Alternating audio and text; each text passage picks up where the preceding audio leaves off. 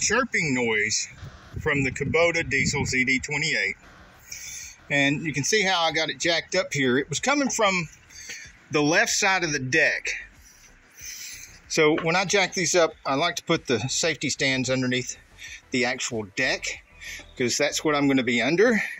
And the deck can come down further than the rest of the machine. So it's really the deck I don't want landed on me.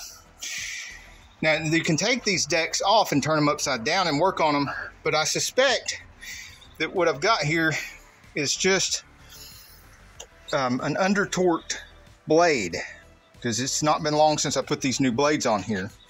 I like to trap my 24 monkey meters right here on this nut, which I have changed to a lock nut. And it goes over here and hits right here, because it is going to try to twist this counterclockwise way. I'm using these Sun-X. These are for spindle nuts and for like an axle nut on a car, but the whole set costs about the same as just one socket. This gives me the 30 monkey meters I need for my torque wrench. And yes, I'm old school. I like to use the old style torque wrench because I can see the needle moving towards the 50 foot-pounds that I'm going for.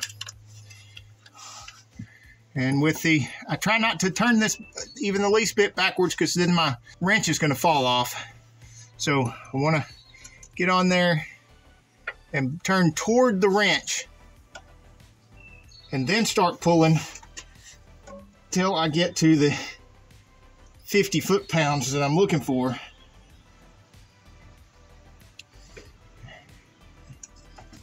And that's all I need.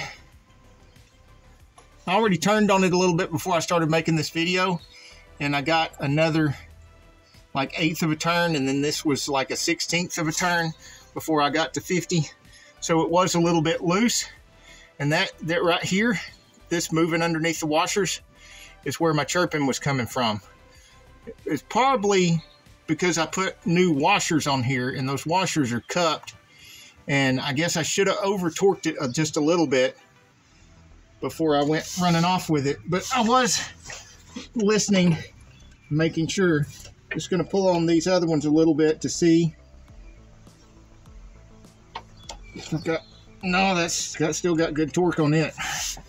It's good to grab these things and pull on them this way and that way every once in a while. Make sure you're not getting any looseness in your hub bearings too, because if you can catch that before it damages the hub, bearings are a lot easier and cheaper to replace than the hub itself.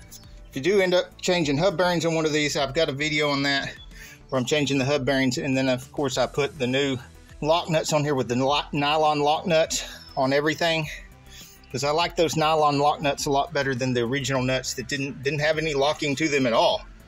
And yeah, you can use Loctite, which I do, but Loctite and nylon lock nuts, hey, best of both worlds.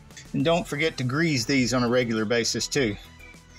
The grease fitting is accessible even without taking the cover off through here, if you keep everything nice and clean. Insanely cool cars, tool reviews, and auto repair videos.